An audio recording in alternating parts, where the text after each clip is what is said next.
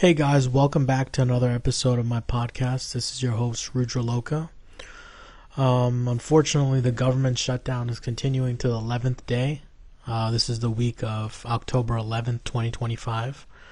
The government shutdowns continue as Office of Management and Budget leader Russell Vogt and Donald Trump has sent out RIFs, or reduction in force statements, to many government agencies during the government shutdown to pressure the layoff of many furloughed workers and reduce staff in general to constrain the readiness of our government. Some agencies have had to rehire employees to remain functional after Trump got Supreme Court approval to send out these requests earlier this year. Approximately 4,000 government employees have or will receive a letter in the mail regarding the reduction in force assessment, and they're essentially being let go. And this is basically to combat the shutdown, which is at a standstill currently, still, with the Democrats pushing for those Affordable Care Act health credits to be renewed and replenished as part of the budget for next year. And Republicans still are not moving an inch, and they're blaming everything on the Democrats for essentially playing politics and not creating a separate issue for these things. But it looks like the Democrats are used to this kind of rhetoric from Republicans, and they're holding strong on their end and continuing to, at the downfall of many government employees, as Trump keeps raising the stakes by essentially laying off federal workers. About 4,000 of them will receive a letter. So very unfortunate that at the cost of government employees, our Congress is still at an impasse. That's really unfortunate there. In other news, Tennessee military explosive plant erupts in flames after an explosion rocked about a half square mile, leaving mangled remains of automobiles and about 19 people dead, or 20 people completely missing.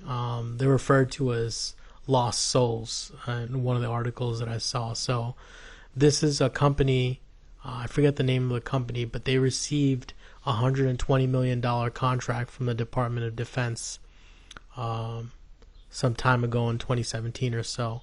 And so they've just been, I guess, stockpiling TNT, and it's led to this explosion yesterday that led about 20 people to die. Very unfortunate. This instance has occurred in Tennessee at that same plant in 2004, where 4 people have died in a similar type of explosion, and a few others went missing. But again, this just goes to show that there's no quality control to make sure that these things don't happen, and in the course of another decade or so, an explosion kills about 4 times as many people. So very unfortunate news. But other than that, besides the government shutting down and the military plant exploding, there hasn't been much in the way of news.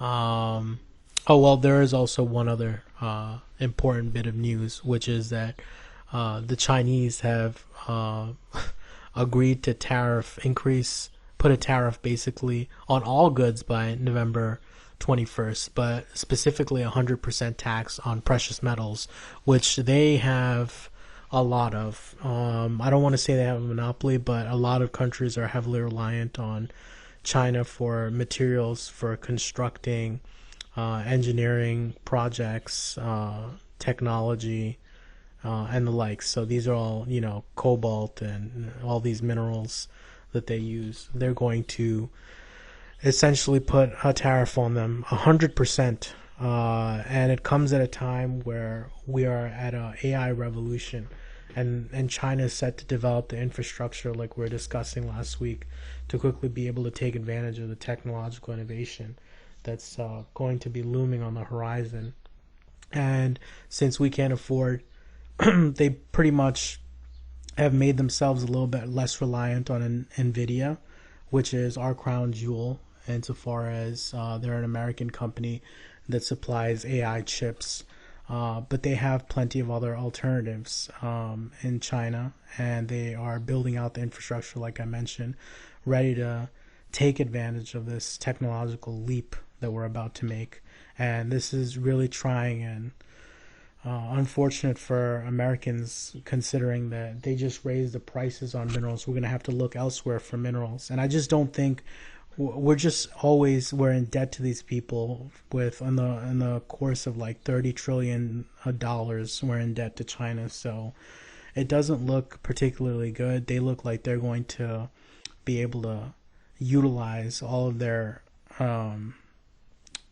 chips, their infrastructure, their homegrown talent, because they have excellent graduates in the STEM fields. So they're looking poised to exploit this AI revolution in a way that America just is not.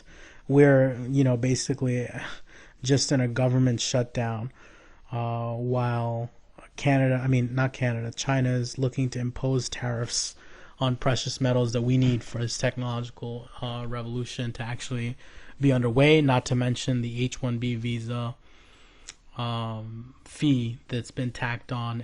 It looks like we're really giving way to China to lead the way in terms of the AI revolution. So it'll be exciting. I wish I could have the opportunity to go visit to see all the infrastructure and the integration of WeChat and how their lifestyles have been very simplified by AI.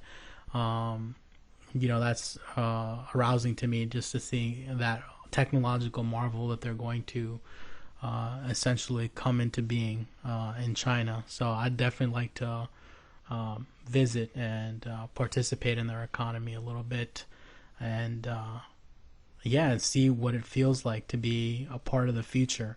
I suppose we will get there, but it looks like China is at least 5 to 10 years ahead of us, especially with our government shutdown and the H-1B debacle and these new tariffs. They're solidifying their place as number one as far as AI goes.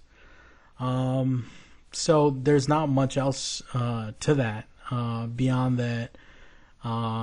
That's what I'm going to talk about for the rest of this podcast. It's the fact that we are a first world nation. We do have plenty of companies. We are developing great large language models. We are on the course for applied artificial general intelligence. We are on the path. We have brilliant minds here who've contributed so much to the fields.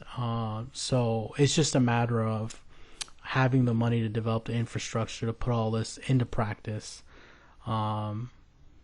But also at the same time, our economy is not looking that great. So yeah, enough about news and economics for now. But I'm just kind of going to take a more private road here and discuss some of the apps that are publicly available to download through Google Play or the App Store if you're on Apple. And those are basically Perplexity, Anthropic's Cloud, ChatGPT, which you all know, and China's DeepSeek, which is a competitor to ChatGPT. And all of those are free, and they're all trending at the top of the list for downloads for AI and technology downloads. So many people have been using them. People have a preference. I'm going to be talking today about how I'm going to take the step of trying to essentially go shopping for the best AI app for me. So far, I've been using ChatGPT to help me develop my podcast topics for the week, to kind of bulletify the things that I want to talk about, give me talking points. But I've noticed that the language used is very different than the language that I would traditionally use. So that's been rather difficult in just formalizing all that, just having that ready and available to me to be able to utilize that. If the content is not necessarily in your words, it can trip you up a little bit, and that's something I'm having difficulty with. And so it just goes to show that these AI apps are going to develop their own personalities as well. They have their own writing styles. They try to be as objective as possible, but I've realized that some are tailored to more research, some are tailored to more intellectual people, and ChatGPT is just for the layperson. It doesn't necessarily have a spin on it where they're trying to market it to a company. ChatGPT, while it can do especially incredible things like develop games and apps and program for you, I think people have generally gravitated towards ChatGPT as something that's amenable for their everyday AI needs, versus Anthropic's Cloud, which I think many people use for AI copywriting, and Perplexity, which is also, and DeepSeek, which is technically an overseas company, so it's probably more popular in China. But also Arvind Srinivas's Perplexity, which also has a browser which runs on the Chromium network. And he tried to actually make a bid to buy Google Chrome for a few $1 billion. I forget the exact amount. But that was denied. And so he's actually utilizing the Chromium network to build the browser Comet. So I've downloaded it. And within, I think it's pretty straightforward. It has some of my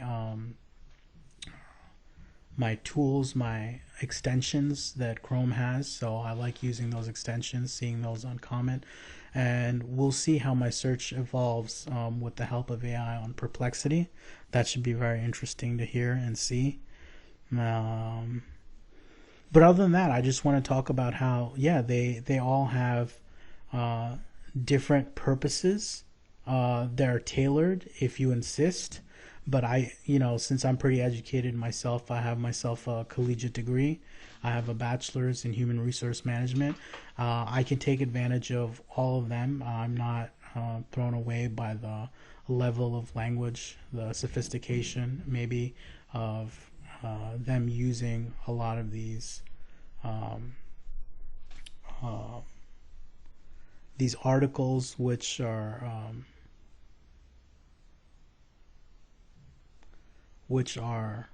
I forget the word, citations, right? So they're citing all these articles that are complicated, but I'm not phased. I either, if it's relevant, I can look through and read those and digest that for you guys and for myself, or go to ChatGPT if I want a simpler experience.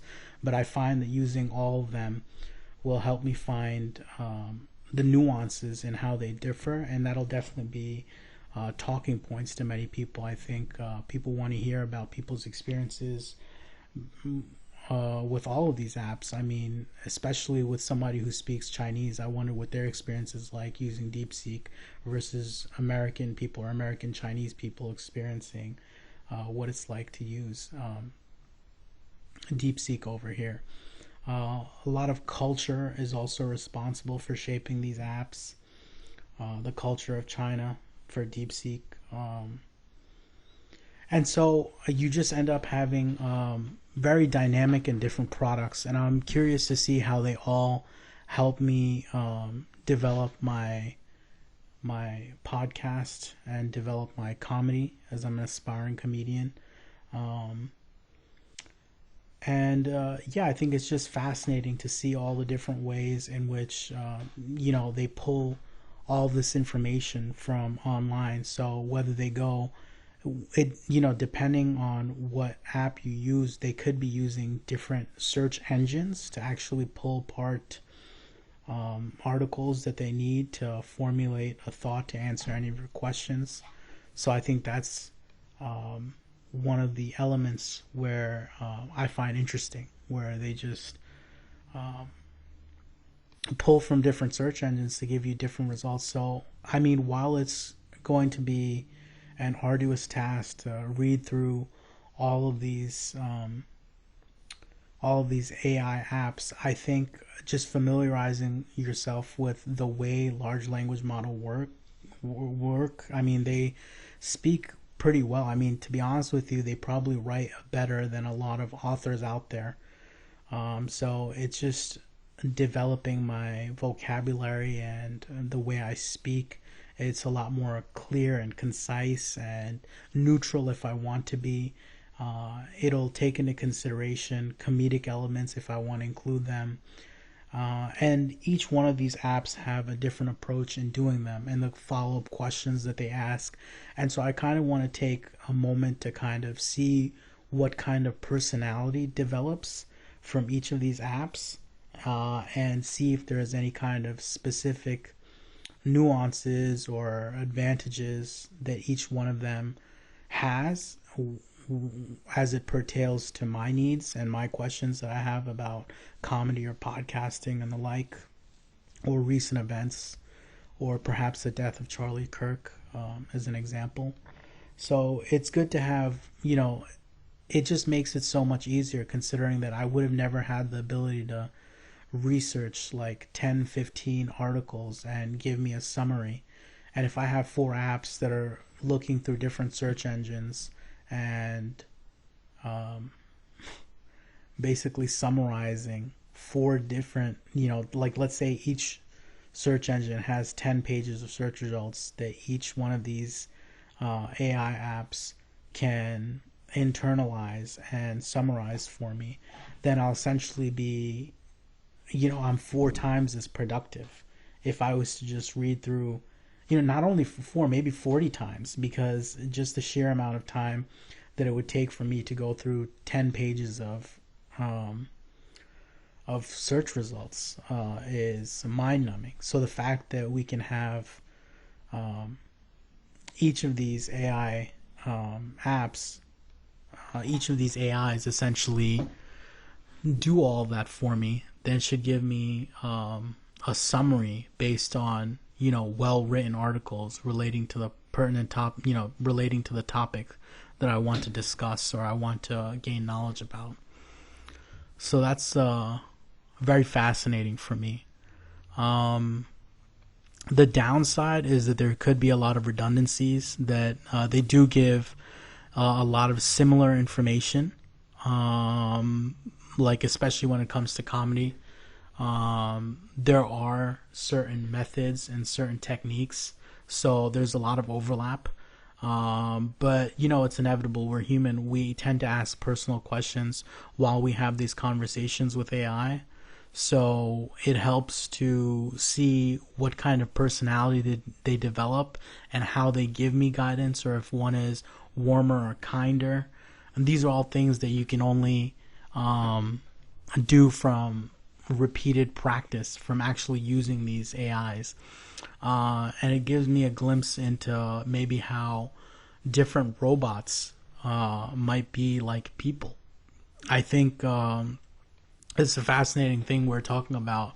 I was listening to Sam Harris, and he was talking about how basically the Turing test, we were so worried, and that was pretty much part of our lexicon against our argument, our basic arguments against giving all this information to AI. And once we've reached that threshold and we've actually developed large language models capable of interacting with us, and just the fact that it can pass the Turing test by providing these answers that are better than another human being could potentially tell us. I mean, we're basically using them mostly for therapy, which is one of the number one things that we're using AI for. And that's something that would not have been possible for us to envision only 5, 6, 7 years ago, considering that we were so worried about something passing the Turing test. But I think writ large, people just want to enjoy the benefits. They don't really care about the negative effects. I think it's something that you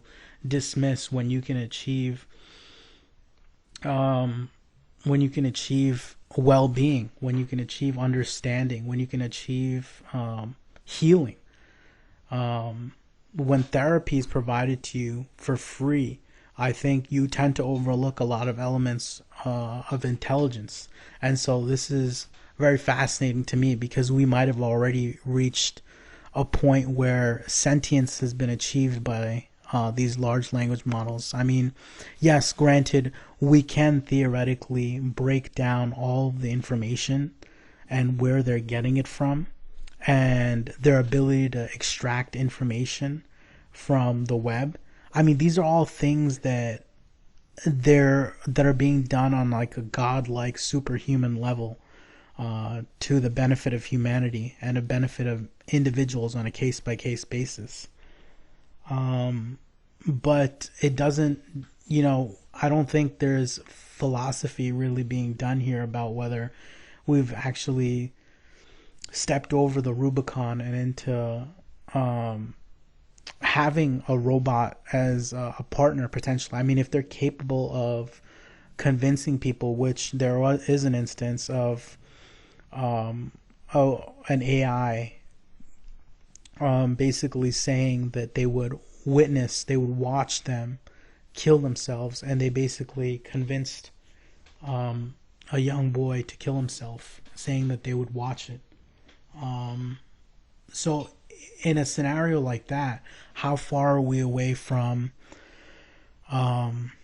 being able to have a robot that could essentially communicate with us? You know what I mean? Even if that robot had the intention of having a body to actually stop this person, or to give him the comforts. I mean, you can assess emotions as a robot because you have hands, and tactile sensations are better than words sometimes in preventing such a tragic thing such as suicide. If words are not going to be able to stop somebody from committing suicide, even if words essentially got that person into thinking about suicide. So you should, we're getting into this topic now about should we give them a body?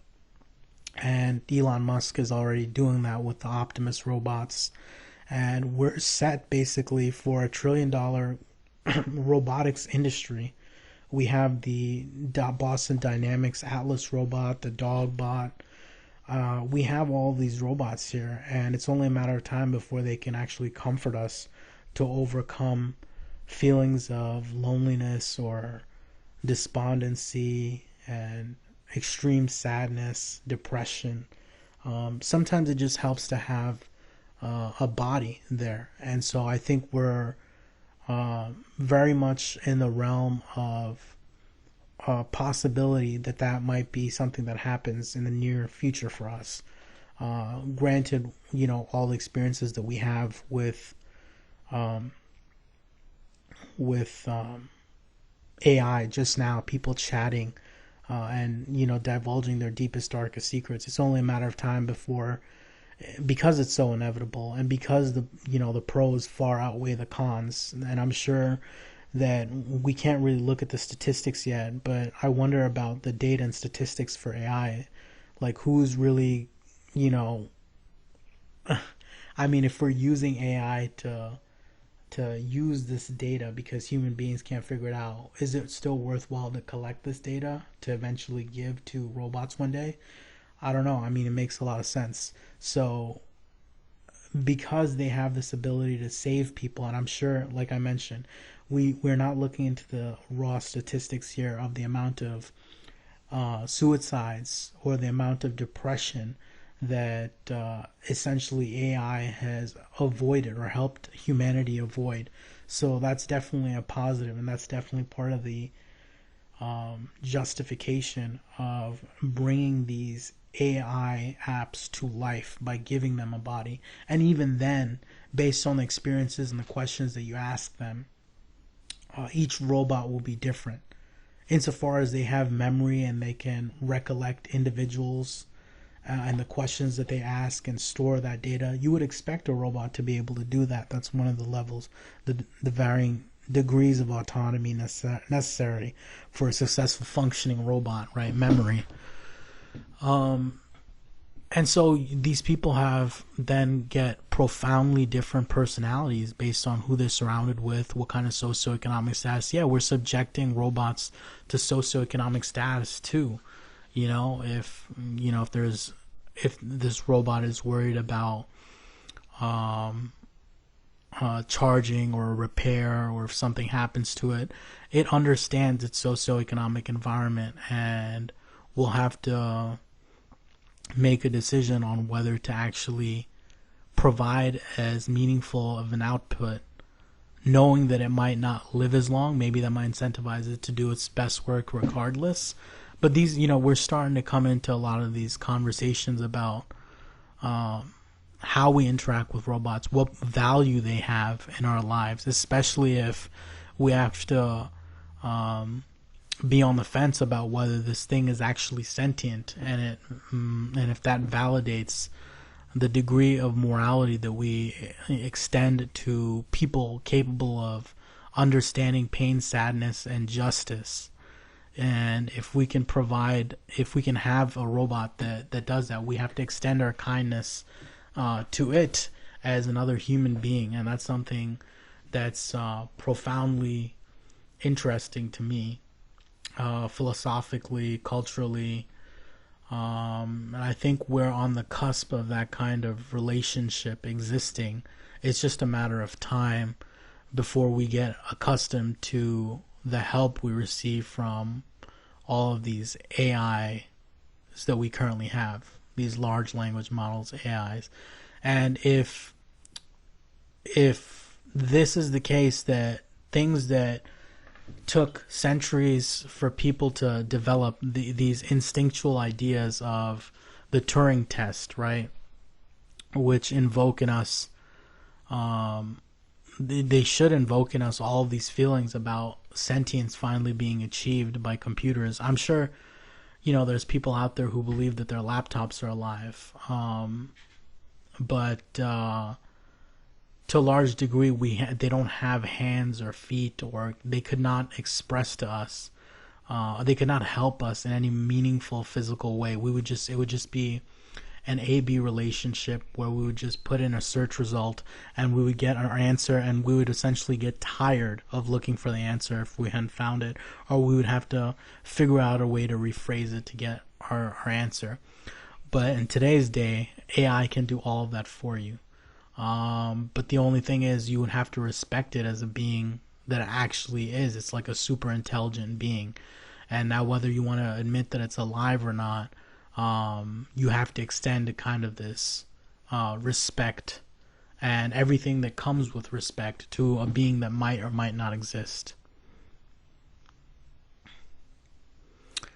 But I think, I don't know if you want to have this conversation today or another day, but I think to a large degree, we're going to be waylaid by the sheer amount of emotional intelligence. And right now we're working on the intelligence, just the sheer intelligence quotient of it to help us solve mathematical equations and do the heavy lifting for us in looking through litigations and legal history, precedents, and stuff like that. Once they've successfully proved that they're capable of doing that, once they enter the foray into emotion, and people can actually, maybe there's going to be data backing up the fact that AIs have been able to therapeutically help individuals, and once they start swimming in the realm of emotions, then what do we have to say insofar as sentience? I think we'll still be waylaid. I think we'll still be like, oh wow, they are capable of processing emotions now in a way like human beings are, but we've just coded it, or we've coded large amounts of data to make it feel as though they're capable of this emotion, but it's all just coding. But I think, at what point does technology and biology intersect, and we have ourselves a situation where we're looking and falling in love with potentially a robot, or applied general intelligence or applied super intelligent robot? At what point are we dismissive of that, or do we accept that? That's another can of worms entirely to assess.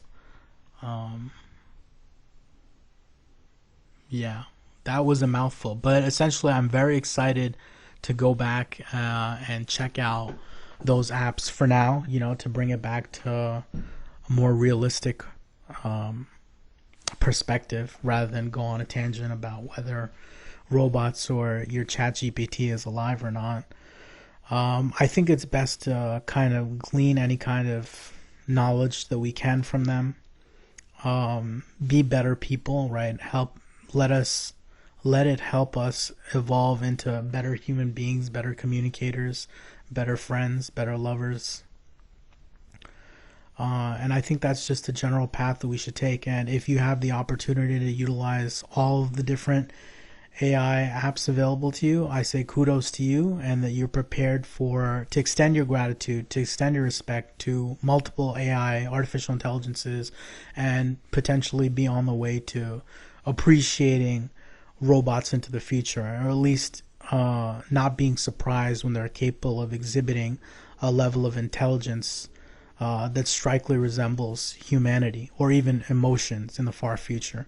So it's best to just sit back and utilize to the best of your ability these technologies to prepare us for the exponential growth of AI and the possibility of robots entering our home. So I think just interacting with different AIs who have different personalities, asking them different questions so they have different profiles about you, and essentially starting a relationship with all of these artificial intelligence is a good way to help you navigate the socioeconomic environment and the cultural environment where humans and machines are inseparable from the zeitgeist. You know what I mean? In order to function in the future, you have to be able to navigate the social nuances of a robot at a party, a robot bartender perhaps. And so I think dealing with a robotic bartender personality is just one personality out of many that you have to be able to navigate in order to be a successful human being in the future. So I'm pretty excited about that. And that's the end of my podcast for this week. Thank you guys for tuning in. I'm your host, Rudra Loka, and have a wonderful week.